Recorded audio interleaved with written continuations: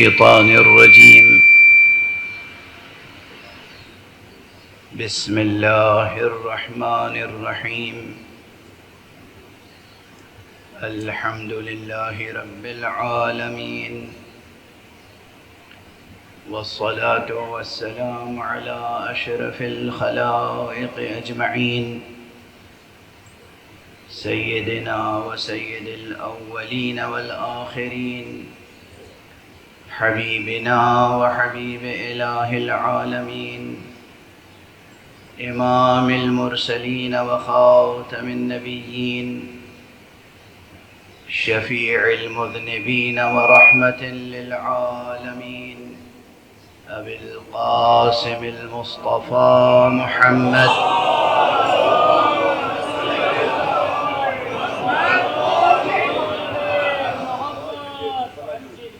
وعلى أهل بيته الطيبين الطاهرين الهداة المهديين المعصومين المظلومين، واللعنة الدائمة على أعداء الحق والدين.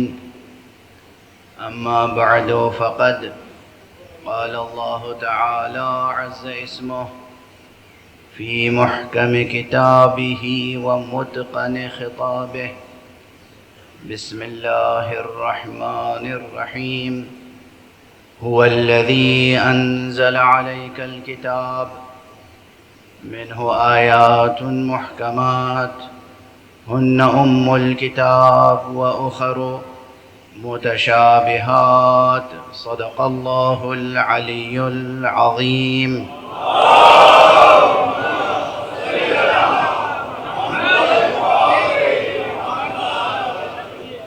ایک اور بلندر صلوات.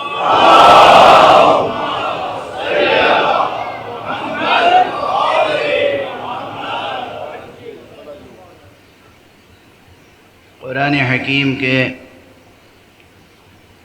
سورہ مبارکہ آل عمران کی ابتدائی آیتوں میں سے یہ ایک آیت ہے جس کا ایک جز اس وقت میں نے آپ حضرات کی خدمت میں تلاوت کرنے کا شرف حاصل کیا. اس آیت کریمہ کے ضمن میں علوم القرآن میں سے ایک اہم علم اور ایک بے پناہ علم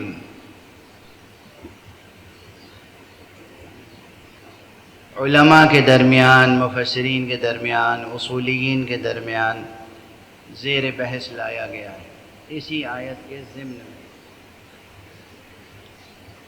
اور وہ علم ہے علم محکم و متشابہ. کل کی مجلس میں عرض کر چکا ہوں، لفظ محکم کے معنی غالباً کل عرض کیے تھے، اور متشابہ کے معنی ابھی باقی ہیں، ہر چند کے محکم کے معنی بھی باقی ہیں. لیکن لفظ و معنی کے رشتے بہت لطیف اور نازک و پیچیدہ ہیں. لفظ اور معنی کے رشتے اتنے آسان نہیں ہیں جتنے لوگ سمجھتے ہیں، اور لفظ و معنی کے رشتے کو پہچانے بغیر اگر لفظ کا استعمال کیا جائے تو وہیں پر اختلافات پیدا ہوتے ہیں. عموماً جو اختلافات پیدا ہوتے ہیں اس میں زیادہ تر یا الفاظ کے ظرف کی کمی کا سبب ہوتا ہے، یعنی ظرف لفظ اس معنی کو پوری طرح پیش نہیں کر پاتا جو معنی متکلم یا مصنف یا خالق پیش کرنا چاہتا ہے، اور یا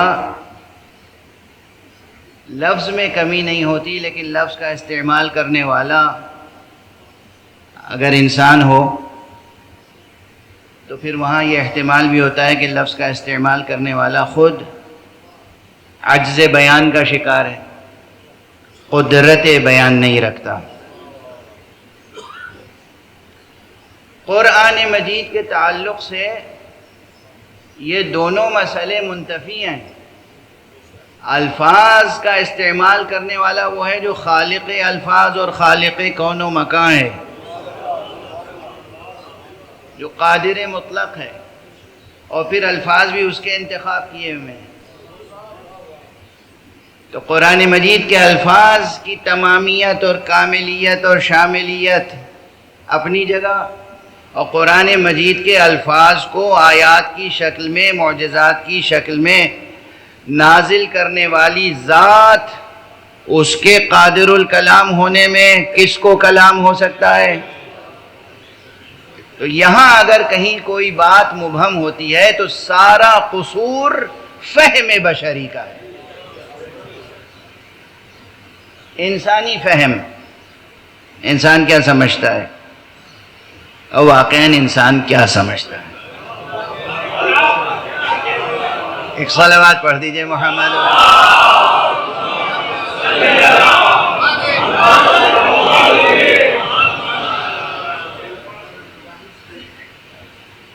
انسان خود سے کیا سمجھتا ہے، یہ خود ایک ایسا موضوع ہے جس پہ فلاسفہ حیران ہے۔ چنانچہ ایک طرف علم الدلالات ہے جو عربی دانشوروں کی ایجاد ہے، اور ایک طرف ہرمینیوٹکس ہے کہ جو مغربی فلاسفہ کی ایجاد ہے، اور جس میں فہم بشری اور اسلوب فہم دونوں پہ بحث ہوتی ہے۔ ہم کسی ٹیکسٹ کو، کسی متن کو کس طرح سمجھیں، کسی اسکرپٹ کو کس طرح سمجھیں، اس کا انٹرپریٹیشن کس طرح کریں، یہ پوری ایک سائنس ہے، پوری ایک فلسفی ہے۔ اور ایک یہ کہ کس طرح تفسیر کریں، توجیہ کریں، اور ایک طرف ایک برانچ آف فلسفی کے طور پر یہ علم وہ ہے جو اصل فہم بشری پر بحث کرتا ہے کہ انسان کے پاس جو قوت ہے جس کے ذریعے سے انسان کسی بھی لفظ کے معنی کو، کسی بھی عبارت کو، کسی بھی خطاب کو سمجھتا ہے،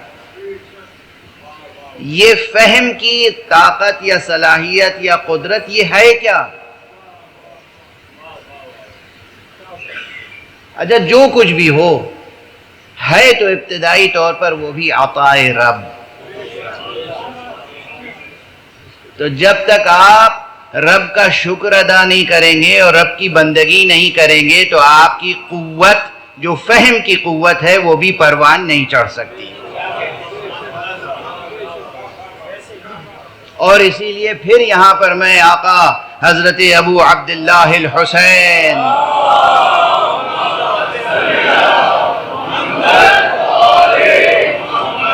علیہ الصلاۃ والسلام کا یہ ارشاد گرامی یاد دلا کر آگے بڑھوں گا کہ آپ نے فرمایا لا یکمل العقل الا باتباع الحق، عقل کامل ہو ہی نہیں سکتی جب تک کہ حق کی پیروی نہ کی جائے۔ ایک صلوات پڑھ دیجئے محمد۔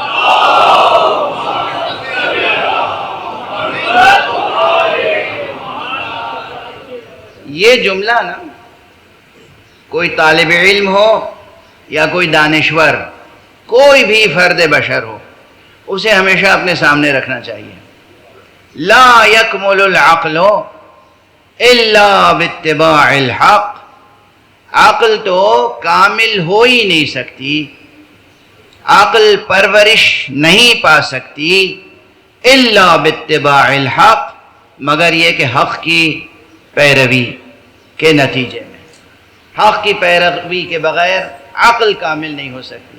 اور یہ جو لفظ عقل ہے اس میں فہم، فراست سب شامل ہے۔ بہرحال یہ جو عنوان گفتگو ہے محکمات و متشابہات، یہ بہت قابل غور ہے، بہت قابل عنایت، بہت قابل توجہ بہت قابل التفات ہے سب کے لیے، جو علماء ہیں ان کے لیے بھی اور جو علماء نہیں ہیں ان کے لیے بھی۔ اور زیر بحث لانا ممبر سے اس لیے ضروری ہے کہ آج کل ماشاء اللہ جو جدید وسائل ہیں نشر و اعلام کے، جسے آپ حضرات سوشل میڈیا کہتے ہیں، اس نے ہر جاہل کے لیے ممبر فراہم کر دیا ہے۔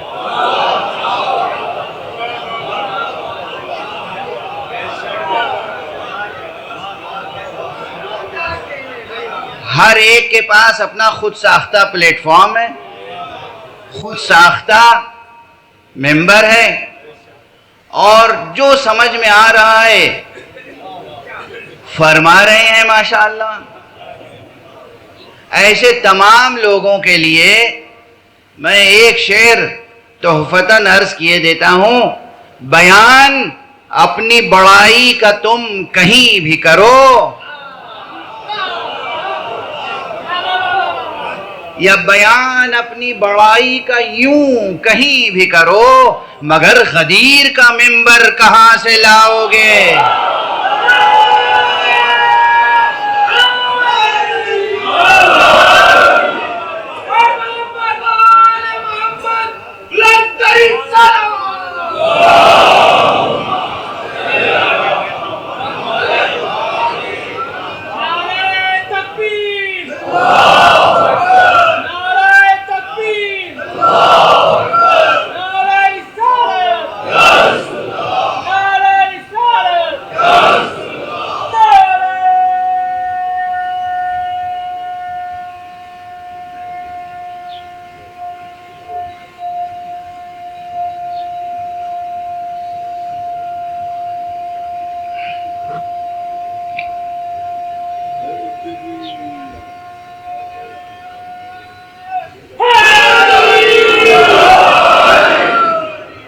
جزاکم اللہ۔ اچھا، یہ بہت برمحل نعرہ لگایا انہوں نے۔ دیکھیے، جب بھی کوئی خود ساختہ ممبر سجا جائے، ایک نعرہ یا علی میں اس کی ساری ہیبت ختم ہو جاتی ہے۔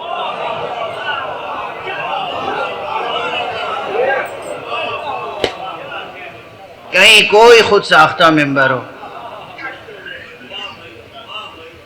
تو بہرحال بہت سے ایسے ہیں کہ جو حقیقتاً میں کیا عرض کروں، یعنی میں طنز نہیں کر رہا ہوں، دل سوزی درد مندی سے عرض کر رہا ہوں۔ معاشرہ جہالت کے کس قعر تک گر چکا ہے، اور ایلوژن آف نالج اتنا ہے، اور ایسے ایسے کمپلیکس میں لوگ مبتلا ہیں، صحیح اردو نہ بول سکتے ہیں نہ پڑھ سکتے ہیں۔ صحیح اردو نہ بول سکتے ہیں نہ بول سکتے ہیں، تلفظ صحیح نہیں ہے۔ کیا کہوں، تلفظ صحیح نہیں ہے یا تلفظ صحیح نہیں ہے؟ کیسے سمجھ میں آئے گا لوگوں کو؟ سمجھاؤں کیسے؟ اس لیے کہ جو تلفظ کہتا ہے، جب میں کہوں گا تلفظ تو وہ مجھے کہے گا یہ غلط تلفظ کر رہے ہیں۔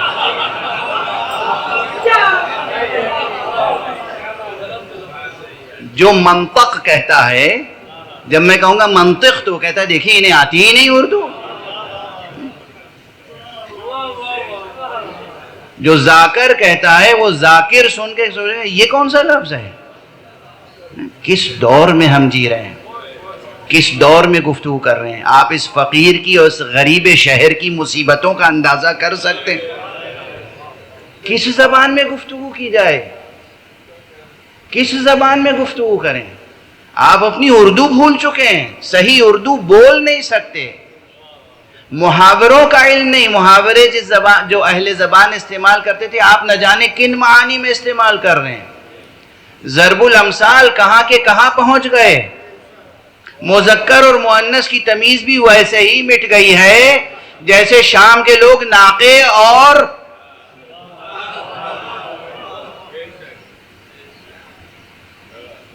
مذکر و مؤنث میں فرق نہیں کر پاتے تھے، یا ان کی تربیت اس طرح کر دی گئی تھی؟ بہت آسان الفاظ، اس کے معانی سے واقف نہیں. اچھا بولنا نہیں آتا، اردو بول نہیں سکتے صحیح، اردو کتاب ہاتھ میں دے دیجئے، پڑھ نہیں سکتے صحیح. اور جب اردو نہیں لکھ پڑھ سکتے تو فارسی کیا لکھے پڑھیں گے؟ اور جب فارسی اور اردو نہیں لکھ پڑھ سکتے تو عربی کیا لکھے پڑھیں گے؟ اور تفسیر قرآن کا شوق ہے.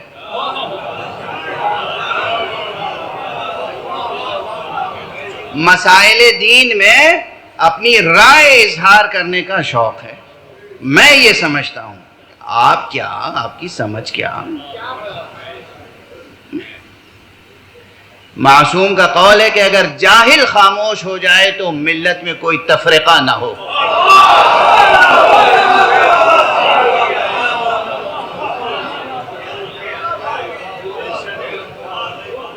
یہ جو تفرقہ ہے نا،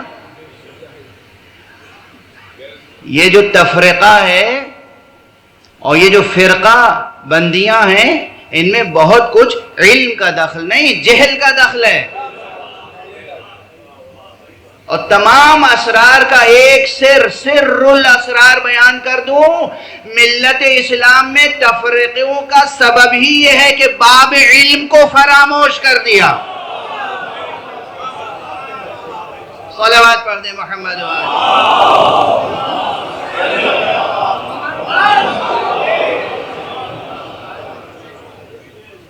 جب باب علم فراموش ہو جائے گا، جب دروازہ علم سے رشتہ نہیں رہے گا تو شہر میں داخلہ کیسے ہوگا؟ تو معلوم ہوا شہر علم سے تو کوئی تعلق ہی نہیں ہے. شہر علم کی ہوا مشام جہاں تک پہنچی نہیں.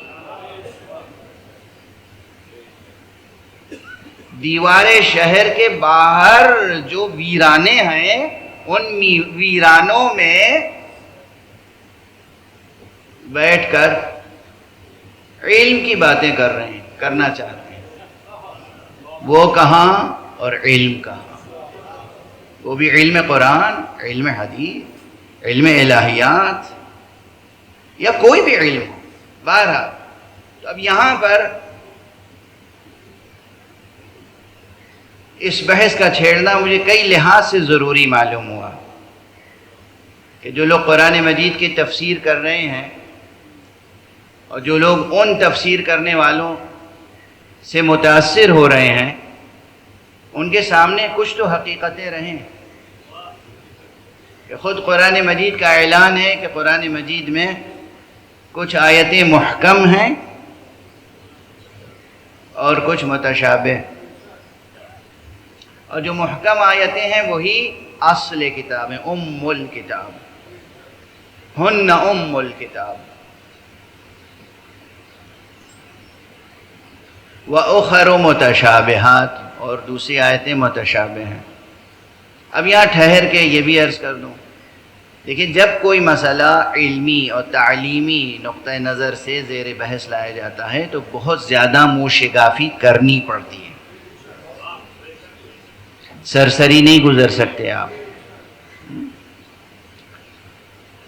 خود اب لفظ محکم سے مراد کیا ہے اور متشابہ سے مراد کیا ہے؟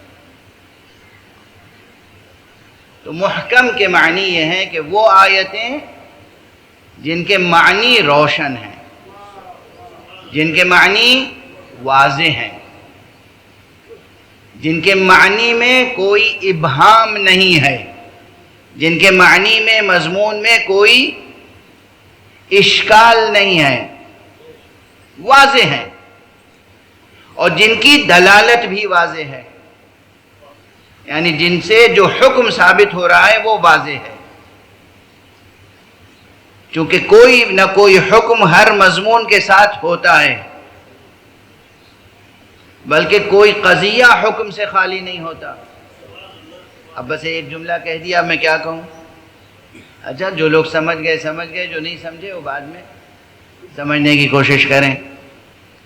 کوئی قضیہ، کوئی ایک پروپوزیشن، کوئی ایک سینٹنس، کمپلیٹ سینٹنس کوئی ایک جملہ جس میں مبتدا خبر ہو وہ کسی نہ کسی حکم کا حامل ہوتا ہے، چاہے وہ نسبت اور وہ حکم عقلی ہو، عرفی ہو، وجودی ہو یا شرعی ہو. ٹھیک ہے؟ کچھ احکام شرعی احکام ہیں، حلال و حرام، واجب، مستحب، مکروہ، مستحب، مکروہ، حرام، واجب، مباح، یہ احکام خمسہ یہ شرعی احکام ہیں، احکام تکلیفیہ. تو بہت سی آیتوں میں یہ احکام ہیں، لیکن بہت سی آیتوں میں یہ احکام نہیں ہے مگر عقلی احکام ہیں، اعتقادی احکام ہیں. تو ہر وہ آیت جس میں مضمون صاف، واضح، روشن ہو اور حکم واضح ہو وہ ہے محکم. یہ تو ہو گئی بات. متشابہ پھر کیا ہے؟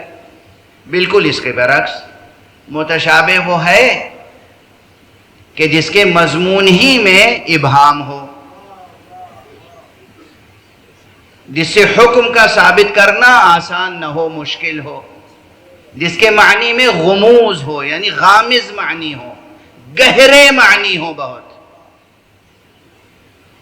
بہت بلند معنی ہو جو ذہن وہاں تک پہنچ عام بشر کا. اب اگر قرآن مجید نے خود کہہ دیا کہ اس میں کچھ آیتیں متشابہ ہیں تو میں نے جو کل عرض کیا تھا یہ اسی کی دلیل ہے کہ خداوند قدوس نے قرآن مجید نازل ہی اس انداز سے کیا ہے کہ کبھی کوئی بشر رسول سے یہ نہ کہنے پائے کہ آپ کی ضرورت نہیں ہے، قرآن کافی ہے.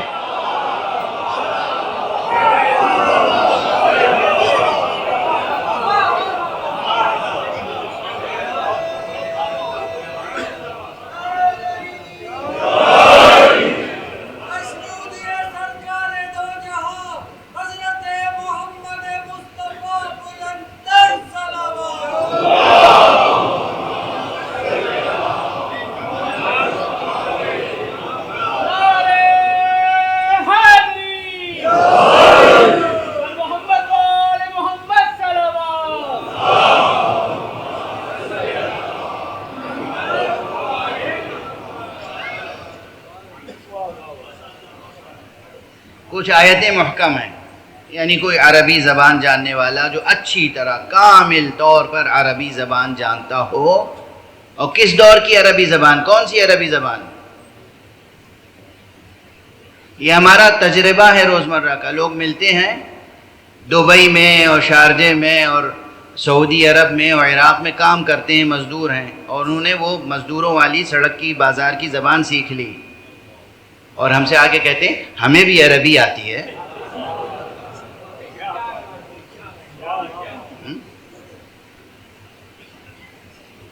یہ تجربہ ہے. اب وہ ان میں سے کچھ لوگ ممبر پہ آ گئے ہیں.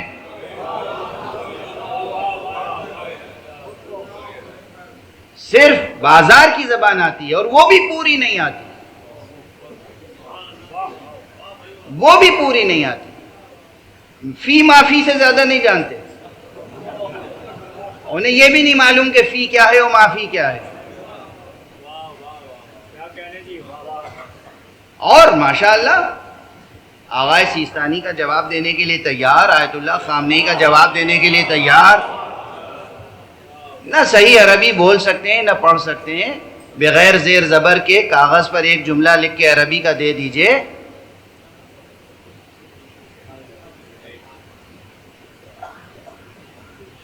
پڑھ نہیں سکتے سے، مگر کیا غرور جہل ہے.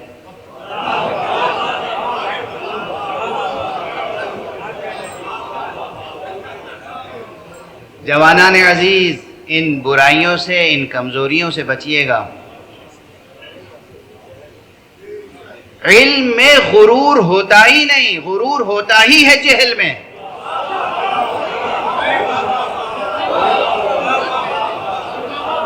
علم میں غرور نہیں ہوتا، تکبر نہیں ہوتا، علم میں دل سوزی ہوتی ہے. ارے عزیز تمہیں آتا نہیں، سیکھ لو. یہ کہنا کہ سیکھ لو یہ غرور نہیں ہے. یہ کہنا کہ مجھے آتا ہے، مجھے سیکھنے کی ضرورت نہیں، یہ غرور ہے.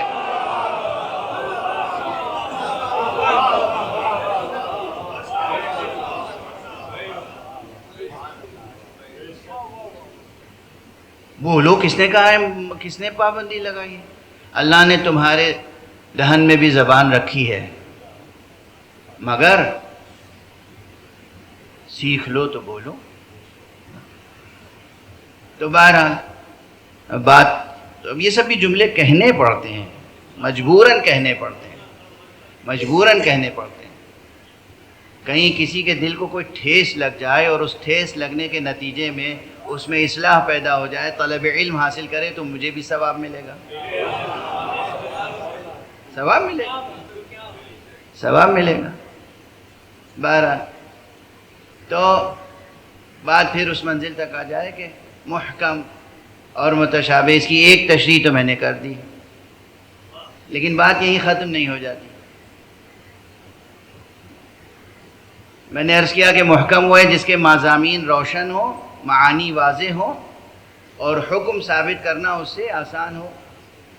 متشابہ وہ ہے جس میں ابہام ہو، اجمال ہو، اور یا مضمون ایسا بلند ہو۔ اب دیکھیے یہاں پہ ٹھہریے، یہ ایک تحفہ لے کے جائیے گا آج۔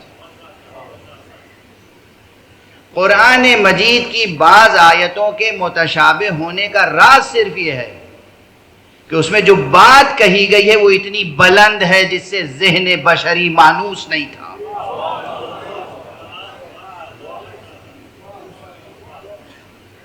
یعنی عرب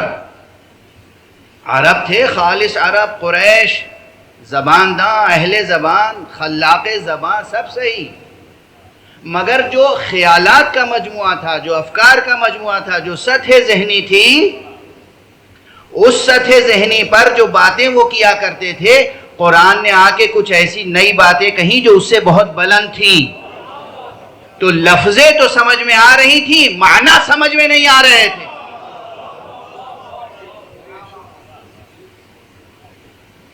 اب یہاں پر ایک مثال عرض کر دوں، صرف ایک یا دو مثالیں عرض کروں گا۔ مثلا قرآن مجید میں، اچھا یہ بھی ہے، بعض آیتوں کو بعض علماء نے محکمات میں گنا اور بعض دوسرے علماء نے متشابہات میں۔ اس کا بھی سبب یہی ہے، یعنی دو عالم ہیں، ایک کہہ رہا ہے یہ محکم ہے، دوسرا کہہ رہا ہے یہ متشابہ۔ اس کا کیا سبب ہے؟ اب میں ایک مثال عرض کروں۔ قرآن مجید میں بہت سے علماء نے اسے محکم آیتوں میں شمار کیا ہے اور ہے محکم۔ اللہ سبحانہ و تعالیٰ کی شان میں کہا گیا لیس کمثلہ شیء، اس کے جیسی کوئی شے نہیں ہے۔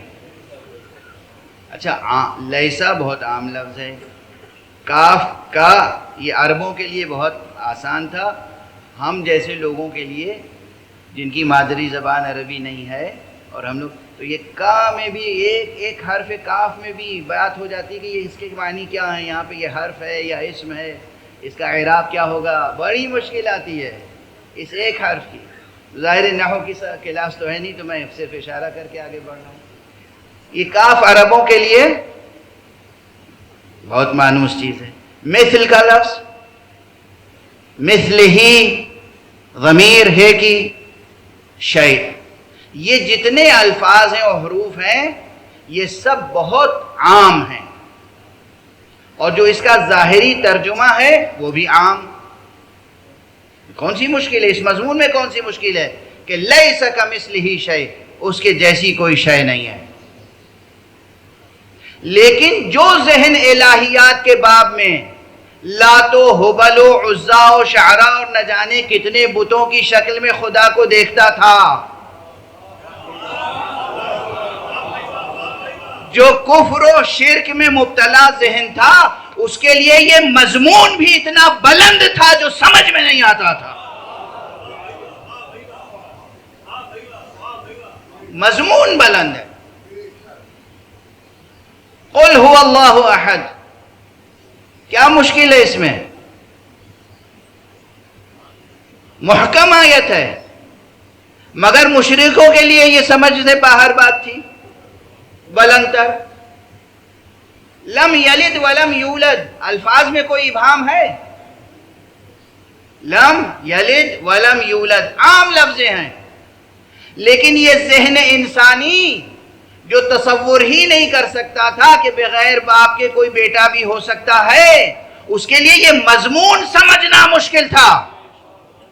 نہ وہ عیسیٰ کی حقیقت سمجھ سکتا تھا، نہ خدا عیسیٰ کی حقیقت سمجھ سکتا تھا۔ مضمون بلند تھا۔ تو یہ آیت محکم ہے، مگر مضمون کے اعتبار سے بہت سو کے لیے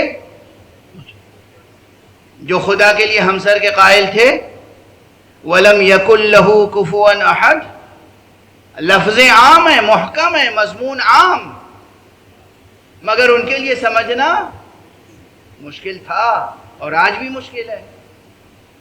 بہت سے ایسے ہیں، بڑے بڑے سائنٹسٹ ہیں، بڑے فلاسفرز ہیں، دنیا کے بڑے کام کر رہے ہیں، حکومتیں چلا رہے ہیں، سب کچھ ہے، مگر عبادت کرنے کے لیے سامنے ایک بت رکھ لیتے ہیں۔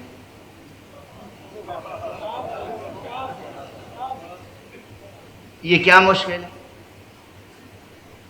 اپنی یہ بات سمجھ میں نہیں آتی کہ اپنے ہاتھ سے ایک چیز بنائی، چاہے لکڑی سے تراش لیا، پتھر سے تراش لیا، کسی چیز سے کوئی چیز بنائی، ایک مجسمہ بنایا، ایک شکل بنائی، سامنے رکھ لی اور اس کے سامنے خود سجدہ ریز ہو گئے۔ جو اپنے مصنوع کے آگے سجدہ ریز ہوں، قرآن نے جس صانع کا تصور پیش کیا ہے وہ صانع کا تصور انہیں سمجھ میں نہیں آتا تھا، اس لیے حقیقت توحید ہی مشتبہ ہو کر رہ گئی، متشابہات کا حصہ بن گئی ان کے لیے۔ تو عرض یہ کرنا ہے مقصود کہ بعض مضامین ایسے ہیں جو اتنے بلند ہیں، مضمون کی بلندی وہ انسانی ذہن کو حیرت میں ڈال دیتی ہے، وہ حیرت، تشابہ اور اشکال کا سبب بنتی ہے۔ اب یہ محکمات و متشابہات کی بحث کتنی پیچیدہ ہو گئی۔ ایک تو اصطلاحاً یہ ہے کہ کچھ آیتیں محکم ہیں اور کچھ متشابہ، اور پھر جب یہ مشکل سامنے آئے کہ جو محکم آیتیں ہیں ان میں بھی کیسے یقین کریں کہ یہ محکم ہے اور سب کے لیے محکم، تو ایک چیز یہاں پر ایک فیصلہ ابھی کر لیجئے کہ یہ جو محکم اور متشابہ کی اصطلاحیں ہیں یہ ریلیٹیو ہیں، یہ نسبی ہیں، یہ اضافی ہیں۔ ممکن ہے کہ کوئی ایک شے کسی کے لیے محکم ہو، دوسرے کے لیے متشابہ، اور ممکن ہے کہ کوئی ایک شے کسی کے لیے متشابہ ہو، کسی اور کے لیے محکم۔ جب یہ بات ثابت ہو جائے گی، اضافیت موت کی طرف ذہن ملتفت ہو جائے گا، تو پھر یقیناً یہ بات سمجھنا آسان ہو جائے گی کہ کچھ ایسی بھی شخصیتیں ہو سکتی ہیں کہ تمام عالم کے لیے قرآن میں متشابہ آیتیں ہو تو ہوں، ان کے لیے کوئی ایک آیت بھی متشابہ نہیں ہے۔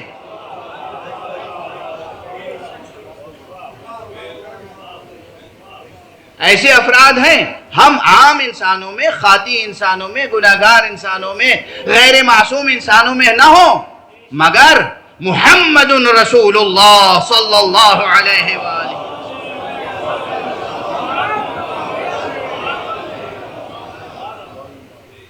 کیا آپ یہ سمجھتے ہیں کہ خود رسول اللہ کے لیے بھی کچھ آیتیں تھیں جو متشابہ تھیں؟ اگر کوئی ایسا شخص ہے تو میرے اس کے درمیان کوئی تعلق نہیں ہو سکتا۔ جس ذات گرامی پر سرکار رسالت مآب صلی اللہ علیہ وسلم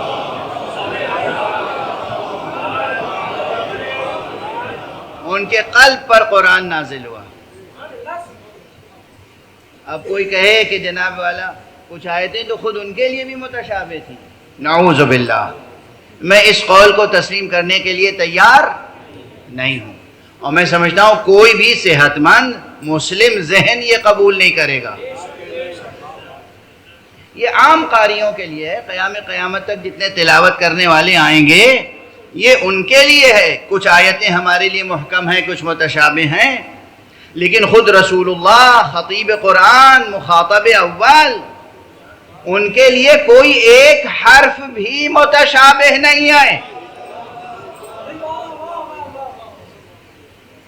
حرف تک اس لیے بات آ گئی کہ محکمات و متشابہات میں کئی قول ہیں، وہ آئیں گے ایک ایک کر کے، ایک ایک قول آئے گا، عرض کروں گا، لیکن ایک قول یہ ہے کہ بھئی قرآن مجید میں صرف یہ جو بعض حروف مقطعات ہیں، الف لام میم، الف لام را، الف لام میم را، صاد، قاف، یاسین، طٰہٰ، یہ جو حروف ہیں حروف مقطعات،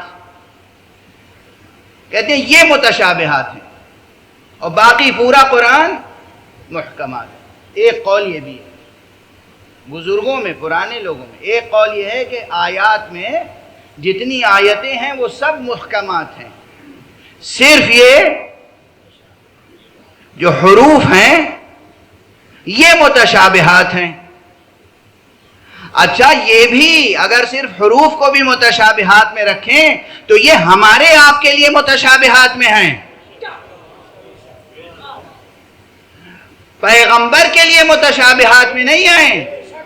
پیغمبر کو معلوم ہے کہ یہاں الف سے کیا مراد ہے، لام سے کیا مراد ہے، میم سے کیا مراد ہے، اور جو پیغمبر سے دہن بدہن سینہ بسینہ علم حاصل کرنے والے ہیں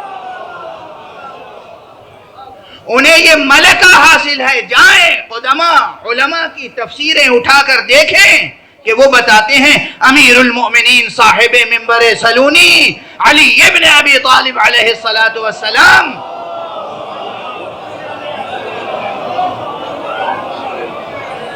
ان حروف مقطعات سے بھی کس طرح استفادہ کیا کرتے تھے اور کس طرح حقیقتوں کو بیان کرتے تھے۔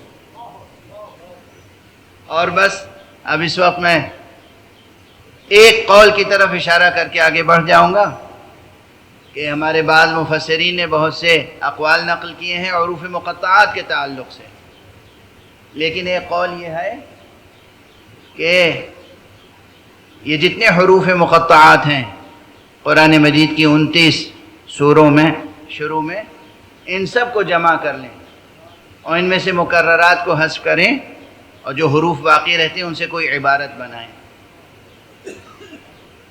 تو ایک ہی عبارت بنتی ہے۔ بھئی عبارتیں تو بہت سی بن سکتی ہیں، جو میں کہہ رہا ہوں ایک ہی عبارت بنتی ہے وہ دلائل کی بنا پہ کہہ رہا ہوں، اور وہ عبارت یہ ہے کہ صراط علی حق نمسکو، علی کا راستہ حق ہے اور بس ہم اسی سے وابستہ ہیں۔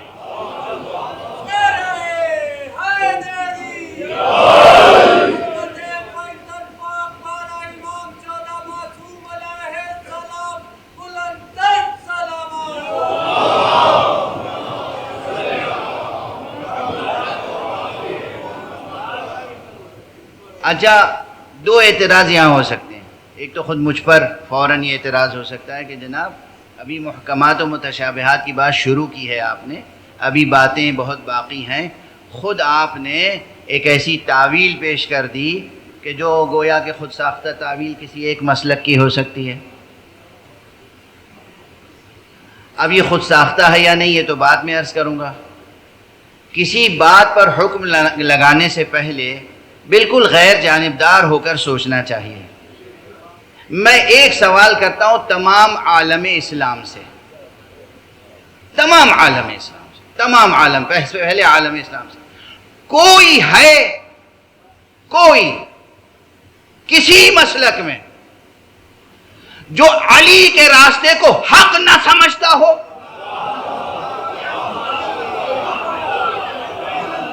جرأت ہو تو اپنا نام بتا کے دکھاؤ۔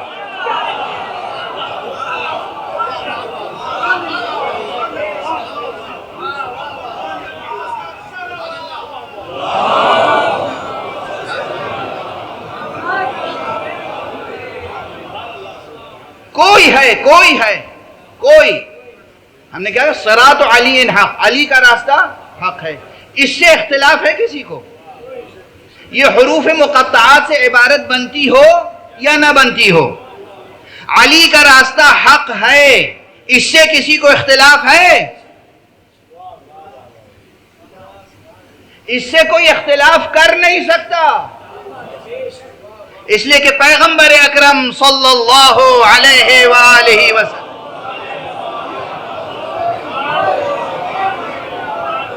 کا یہ ارشاد گرامی مشہور ہے، معروف ہے، علی مع الحق والحق مع علی، علی حق کے ساتھ ہیں، حق علی کے ساتھ ہے۔ اور بات یہیں تک نہیں ہے، اس سے آگے ارشاد فرمایا ہے جو قیامت خیز بات ہے، اللہم ادر الحق حیثما دار علی، پروردگار حق کو ادھر موڑ دے جدھر علی مڑ جائے۔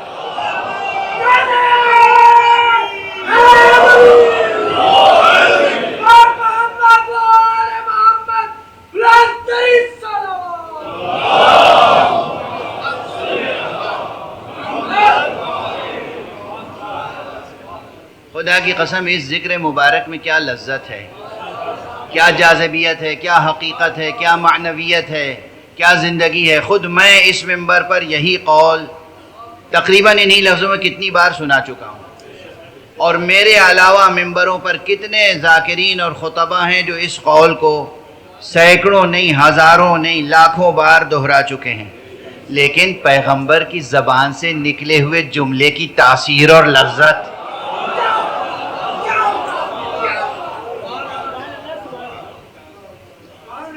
جتنی بار یہ سنتے ہیں تو آپ میں ایک وجد آفری کیفیت پیدا ہو، ایک وجد کی کیفیت ہوتی ہے، اور جن کی توجہ اس نقطے کی طرف ہو، دیکھیے رسول اللہ صلی اللہ علیہ وآلہ وسلم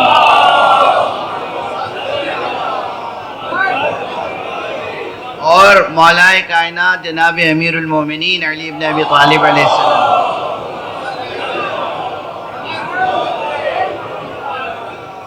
اب بہت سے لوگ مولا کائنات ہی کے لفظ پہ اٹک جاتے ہیں، کہتے ہیں مولا کائنات آپ کیوں کہتے ہیں؟ بھئی رسول اللہ نے کیا فرمایا تھا؟ من کنت مولا، یہ رسول کی مولائیت کہاں تک عام ہے؟ عربوں تک، قریش تک، بنی ہاشم تک۔ میرا تو عقیدہ ہے اس کائنات کا ذرہ ذرہ جو ہے محکوم مصطفیٰ ہے، تو بنت سے پیغمبر ہے، جس کے مولا رسول ہیں اس کے مولا علی ہیں، کائنات کے مولا رسول ہیں تو کائنات کے مولا علی ہیں۔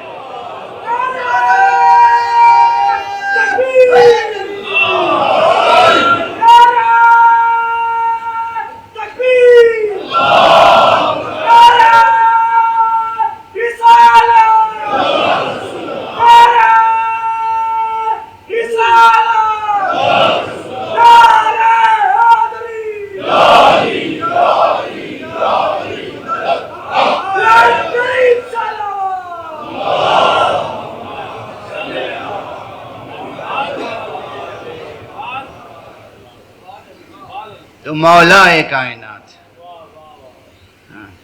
اب یہ بس یہ اسلوب سیکھ لیجئے، بحث کرنے کی ضرورت نہیں ہے، زیادہ مناظرہ کرنے کی ضرورت نہیں ہے، تلخیاں پیدا کرنے کی ضرورت نہیں ہے۔ جو کہے کہ مولا کائنات ہم نہیں مانتے، آپ بس مولا کائنات کہے جائیے،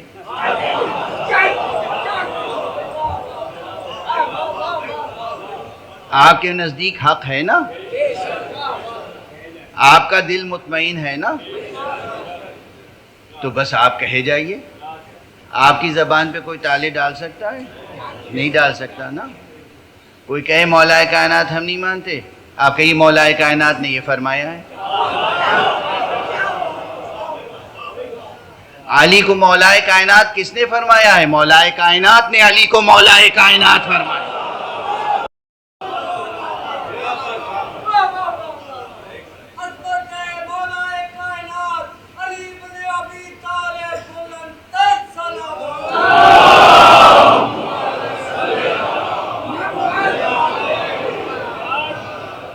تو بہرحال مولا کائنات رسول اکرم خاتم النبیین امام المرسلین صلی اللہ علیہ وآلہ وسلم نے مولا کائنات امیر المومنین سید الوصیین علی ابن ابی طالب علیہ السلام کے حق میں جو ارشاد فرمایا ہے وہ یوں ہی نہیں، بہت غور طلب ہے۔ کہ ظاہری سن و سال کے اعتبار سے اس دنیاوی سن و سال کے اعتبار سے 30 برس کا فرق تھا. پیغمبر صلی اللہ علیہ وآلہ وسلم 30 برس بڑے تھے، حضرت علی 30 برس چھوٹے تھے، اور حضرت علی کو بچوں کی طرح، اپنی اولاد کی طرح حضور نے پالا ہے. یہ ایک تاریخی حقیقت ہے. یعنی خانہ کعبہ میں ولادت ہوئی اور جناب فاطمہ بنت اسد لے کے جب باہر نکلی. اب مجھے اپنا ہی ایک شعر یاد آ گیا تو وہ سنا دوں کہ ظہور آدم نوری ہوا جو کعبے میں،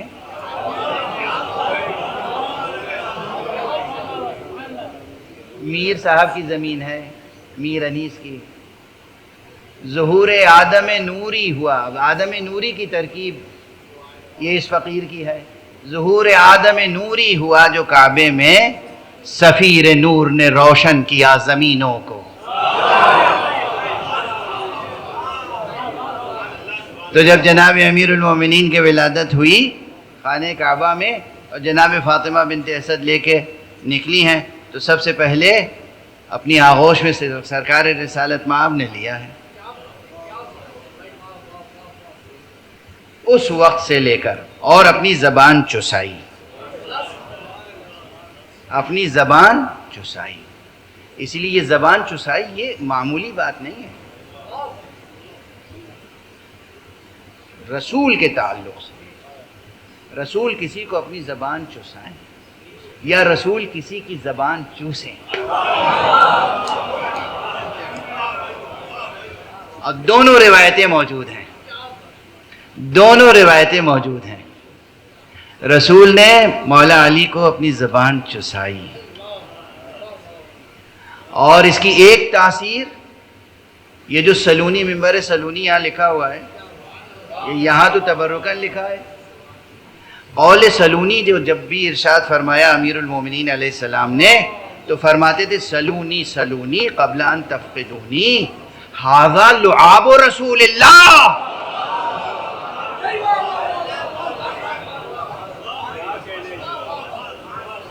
پوچھ لو مجھ سے جو پوچھنا چاہو قبل اس کے کہ تمہارے درمیان میں نہ رہوں. اس سینے میں خزینہ علم ہے، یہ لعاب رسول اللہ ہے.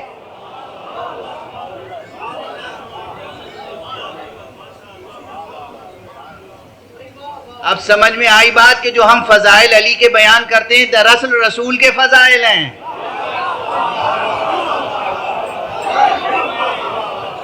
اور علی کے فضیلتوں کا انکار توہین رسالت ہے. صلوات پڑھیں محمد والے.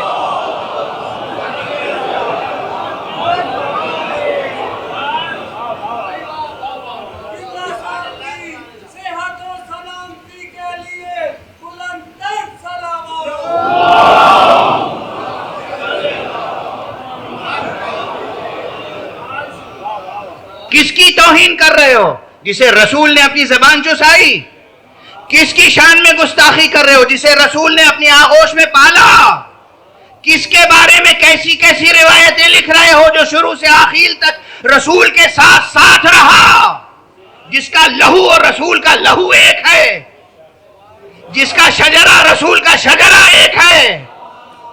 جب بھی کوئی آیت نازل ہوتی تھی تو رسول سب سے پہلے بلا کے اسے سناتے تھے، لکھواتے تھے، آیت بھی سکھاتے تھے، آیت بھی پڑھاتے تھے، آیت کی تفسیر و تعویل بھی بتاتے تھے. اس کی شان میں گستاخیاں، رسول کی شان میں گستاخیاں، اس کی فضیلتوں کا انکار، رسول کی فضیلتوں کا انکار ہے. 30 برس چھوٹے تھے، نہلاتے تھے، دھلاتے تھے، کپڑے پہناتے تھے، کاندھے پہ بٹھا کے مکے کی گلیوں میں سیر کراتے تھے، کاندھے پہ بٹھا کے خانہ کعبہ کا طواف کراتے تھے، کاندھے پہ بٹھا کے صفا و مروہ کے درمیان سعی فرماتے تھے، اپنے ساتھ غار حرا میں لے جاتے تھے. جہاں جہاں رسول جاتے تھے وہاں وہاں علی جاتے تھے. اسی لیے اللہ نے بھی اہتمام کیا، جہاں جہاں رسول کو لے گیا.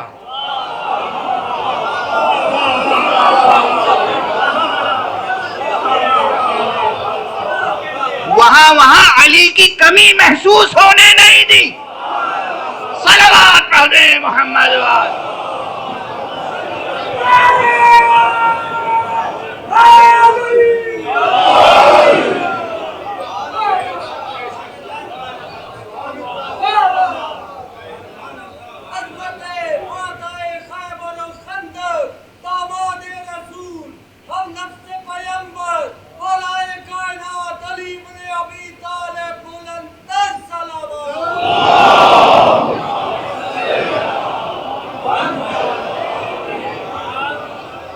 بہرحال مجھے تو بس اتنی سی بات کہنی تھی کہ 30 برس چھوٹے تھے، بالکل اولاد کی طرح پالا، تربیت کی، پروان چڑھایا.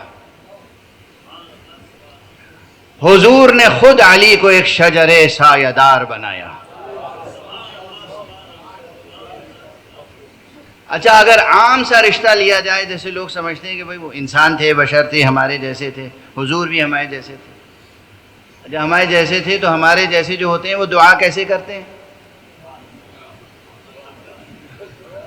وہ اپنی اولاد کے لیے، استاد اپنے شاگرد کے لیے، باپ اپنی اولاد کے لیے، دادا اپنے پوتے کے لیے، نانا اپنے نواسے کے لیے کوئی کس طرح دعا کرتا ہے؟ بس یہ جو پروردگار اسے ہمیشہ حق پر رکھنا، پروردگار اسے دین مذہب پر رکھنا، صحیح ایمان کے ساتھ رکھنا، صحیح کردار پر رکھنا. یہی ہے نا آخری دعا.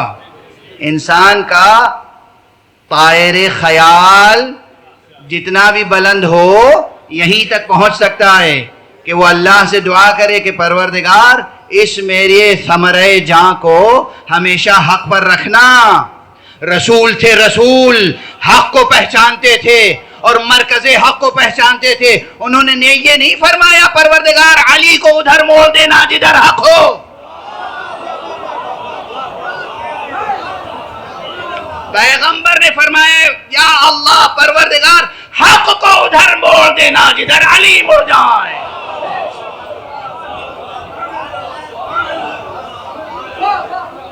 بھائی قرآن کے متشابہات اپنی جگہ، خود حدیث پیغمبر کا یہ مضمون اتنا بلند ہے کہ پست لوگوں کی سمجھ میں نہیں آتا.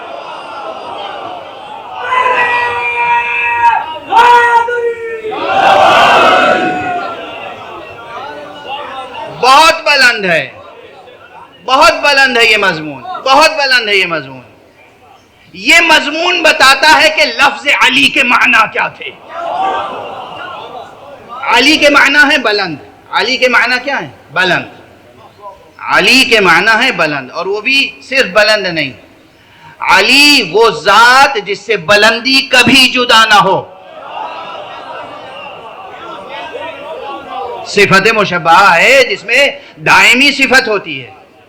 علی یعنی وہ ذات جس سے بلندی کبھی جدا نہ ہو، ابداً دائماً. تو علی کتنے بلند تھے، بلندی کے کس رتبے پر تھے، یہ پیغمبر پہچانتے تھے.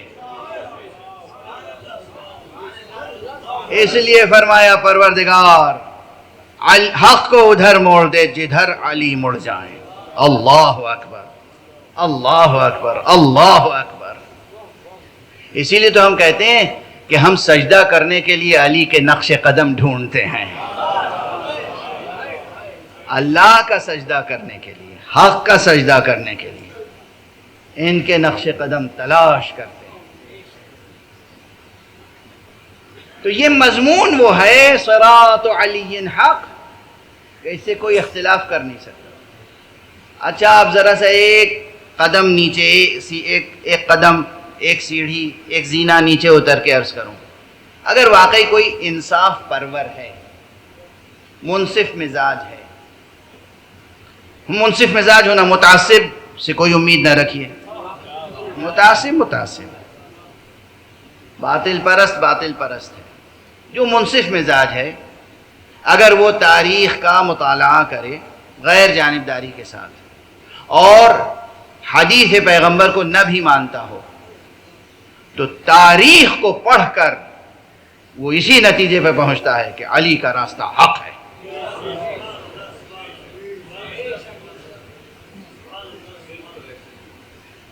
اچھا حق کو حق کہتے کیوں ہیں؟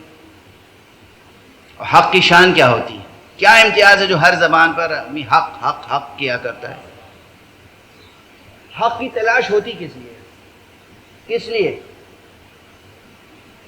ہے نا سوال؟ کوئی بھی موضوع ہو، کسی بھی فن میں، کسی بھی علم میں، کسی بھی زندگی کے میدان میں، کسی بھی شعبے میں، حق کی یا حقیقت کی جستجو کس لیے ہوتی ہے؟ حق کی شان یہ ہے کہ فطرت، عقل حق کی پیروی کرتی ہے۔ حق کی شان یہ ہوتی ہے کہ فطرت حق ہی کی پیروی کرتی ہے۔ حق کی شان یہ ہوتی ہے کہ عقل حق ہی کی پیروی کرتی ہے، یعنی حق کی حجیت ذاتی ہوتی ہے۔ حق کی اگر کوئی شے ثابت ہو جائے یہ حق ہے، اس کی حجیت ثابت ہے، اب اس کی پیروی کی جائے گی۔ باطل کی پیروی نہیں کی جاتی، حق ہی کی پیروی کی جاتی ہے۔ تو یہ مضمون بجائے خود صراط علی حق نمسکو یا نمسکو، یہ بجائے خود ثابت ہے، یعنی یہ وہ قضیہ ہے جس کی دلیل اس کے اندر پوشیدہ ہے۔ علی کا راستہ حق ہے، ہم اسی کی پیروی کرتے ہیں۔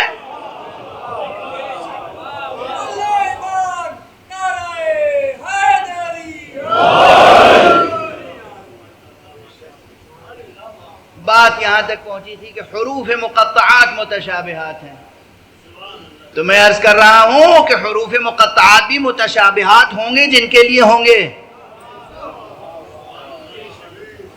جن کے لیے ہوں گے، پیغمبر کے لیے نہیں ہیں، معصوم کے لیے نہیں ہیں، اور پھر ان کے لیے بھی نہیں ہوں گے جن کا سرچشمہ علم، مصدر علم، ماخذ علم معصوم کی ذات ہو،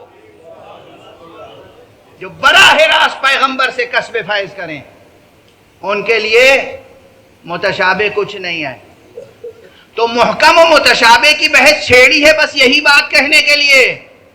قرآن میں محکم بھی ہے، قرآن میں متشابہ بھی ہے، لیکن اگر باطل میں مبتلا ہونے سے بچنا ہے، قرآن کے تمام متشابہات کو محکمات کی طرف راجع کرنا ہے، تو دروازہ محمد و آل محمد چھوٹنے نہ پائے۔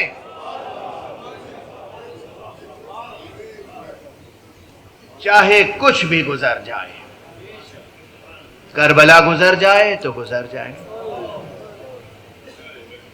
کربلائیں گزر جائیں، اگر حق سے وابستگی درکار ہے، اگر کتاب خدا، کلام خدا، قول خدا کو سمجھنا ہے اور برحق سمجھنا ہے، حق کی خاطر سمجھنا ہے، حق کی تلاش ہے، حق کی جستجو ہے، نفس پرستی سے بچ کر، باطل پرستی سے بچ کر، مغالطوں سے بچ کر، تمام ابہام و اشکال و منکر باتوں سے بچ کر، ہر طرح کے اجمال کو دور کرنا ہے، تو ایک ہی راستہ ہے، محمد اور آل محمد کا راستہ۔ چاہے اس راستے کو اختیار کرنے میں بھی کربلاؤں سے گزرنا پڑے، حق کی خاطر کیسے کیسے مصائب برداشت کیے جاتے ہیں، یہ تو تربیت حسین نے دے دی ہے نا۔ صلی اللہ علیہ یا ابا عبداللہ، السلام علیک یا ابا عبداللہ۔ آج 2 محرم ہے، وقت تمام ہو چکا۔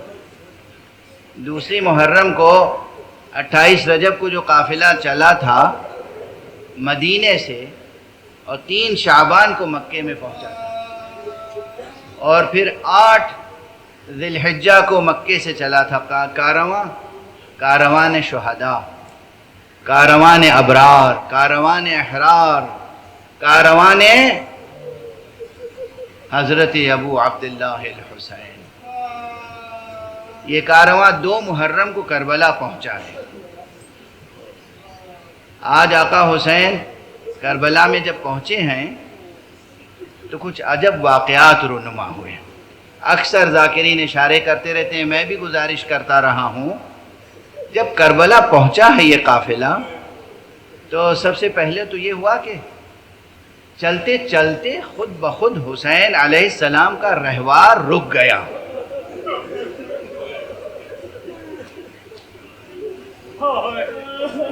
یہ روایت بڑی معنویت رکھتی ہے، بہت معنویت رکھتی ہے، بہت معنویت رکھتی ہے۔ حسین جیسے شجاع کو کہیں پر کوئی بھی روکنے کی سکت نہیں رکھتا تھا، نہ کوئی 1000 کا لشکر، نہ کوئی 30,000 کا لشکر، نہ کوئی لاکھوں کا لشکر۔ حسین اس شجاع کا نام ہے، حسین بھی اس شیر حق کا نام ہے، حسین بھی اس اسد کردگار کا نام ہے۔ کوئی روک نہیں سکتا تھا، مگر یہ کہ ہاں امر مشیت کو مکمل ہونا تھا۔ چلتے چلتے رہوار روکا تو آپ نے پوچھا یہ کون سی جگہ ہے؟ کہتے ہیں قریب رہنے والے کچھ لوگ آئے، ان سے پوچھا گیا کون سی جگہ ہے؟ اب ظاہر مورخین نے مکمل باتیں کہاں لکھی ہیں، بعض باتیں واقعات کی ایسی ہوتی ہیں جو واقعات کا تقاضا ہوتا ہے کہ سمجھی جائیں کہ یہ مکالمے ہوئے ہوں گے۔ تو جو مکالمے ہوئے ہیں، لگتا ہے جب کوئی کہیں سے آ رہا ہو اور پوچھے کہ بھئی یہ کون سی جگہ ہے، تو ممکن ہے کہ سب سے پہلے جس سے پوچھا جائے وہ پوچھے کہ آپ کون ہیں، کہاں سے آ رہے ہیں، کہاں جانا ہے۔ لوگوں کو معلوم ہوا فرزند رسول ہیں حسین ابن علی۔ کسی نے کہا اس جگہ کا نام نینوا ہے، کسی نے کہا اس جگہ کا نام غاوریہ ہے، کسی نے کہا اس جگہ کا نام شط فرات ہے۔ مختلف حضرات مختلف نام بتاتے رہے اور آپ پوچھتے رہے اور بھی کوئی نام ہے، اور بھی کوئی نام ہے، اور بھی کوئی نام ہے۔ ایک بوڑھا شخص آگے بڑھا اور اس نے کہا فرزند رسول اس جگہ کا نام کربلا بھی ہے۔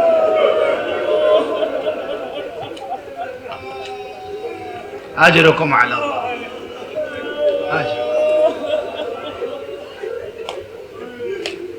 اجرکم۔ آقا نے جیسے ہی سنا اس جگہ کا نام کربلا بھی ہے، فرمایا بس ہمارا سفر تمام ہو گیا۔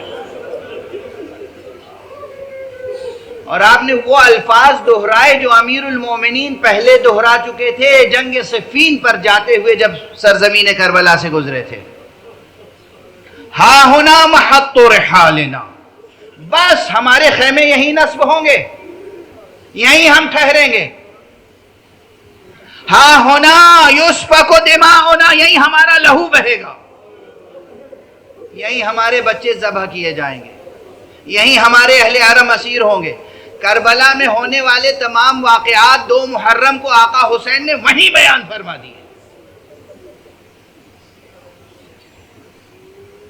ایک طرف یہ، لیکن یہ گفتگو ابھی مردوں کے درمیان ہو رہی ہے۔ کسی نے آ کے کہا آقا حسین بی بی زینب کے رونے کی آواز آ رہی ہے۔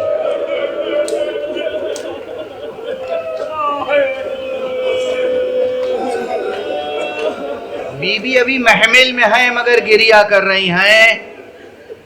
آقا حسین تشریف لائے، بہن زینب گریے کا کیا محل ہے؟ کہا بھیا یہاں جتنی دیر سے ٹھہرے ہیں دل کی ایسی کیفیت ہے کہ قرار نہیں۔ بھیا یہاں سے ایسی خوشبو آ رہی ہے کہ بس اس خوشبو کے نتیجے میں آنکھوں سے آنسو بہ رہے ہیں۔ یقیناً آقا نے اسی وقت فرمایا ہوگا بہن زینب ہاں صحیح ہے یہ کیفیت، میں ابھی یہی بتا رہا تھا۔ تمہیں ماں کی وصیتیں یاد ہیں، بابا کی وصیتیں یاد ہیں، یہ کربلا ہے بہن، میں پہنچ گیا کربلا۔ آپ گریہ کر رہے ہیں، مال مجلس حاصل ہو گیا۔ ان مجلسوں کے قیام اور ان مجلسوں کے برپا کرنے کا مقصد یہ ہوتا ہے کہ ہم آقا حسین کے غم کو زندہ رکھیں اور ان کے غم کے سہارے سے خود زندہ رہنے کی سکت پیدا کریں۔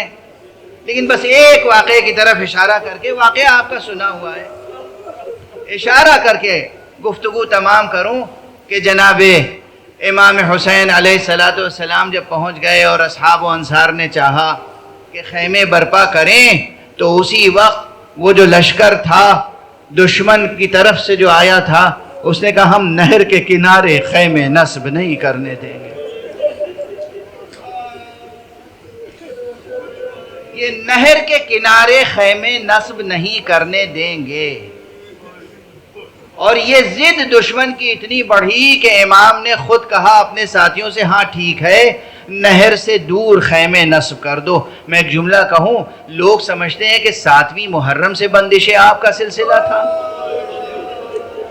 ارے حقیقت تو یہ ہے کہ وارد ہوتے ہی کربلا میں بندش آپ کی تدبیریں شروع کر دی تھی دشمنوں نے بندش آپ کی تدبیریں شروع کر دی تھی. مگر یہ آقا حسین تھے کہ جنہوں نے ہر مقام پر وہ مثالی صبر پیش کیا ہے کہ تاریخ کی نگاہیں خیرہ ہو رہی ہیں. بس ایک جملے پر آپ گریہ کریں گے، مصائب ادھورا چھوڑ دوں گا. ادھر گفتگو ہو رہی تھی کہ خیمے کہاں نصب ہوں. زہیر دشمنوں سے بحث کر رہے تھے. زہیر کو غصہ آیا، زہیر ابن قین. آقا نے یہ سوچا کہ زہیر تو صحابی ہیں، زہیر کو غصہ آ گیا ہے، کہیں عباس کو اگر غصہ آ گیا.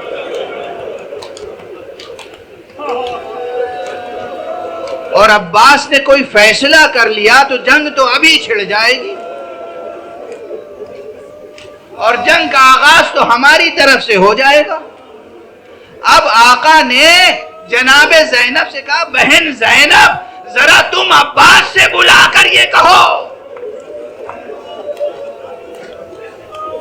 کہ دیکھو جو آقا کہہ رہے ہیں وہی ہوگا.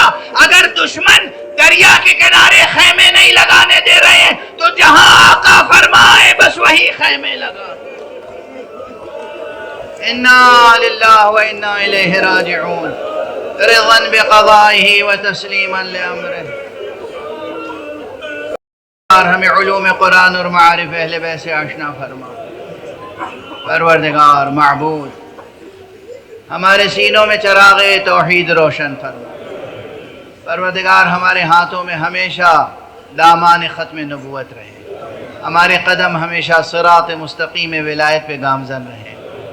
پروردگار معبود ہمارے سروں پر علماء اعلام کا سایہ برقرار رہے.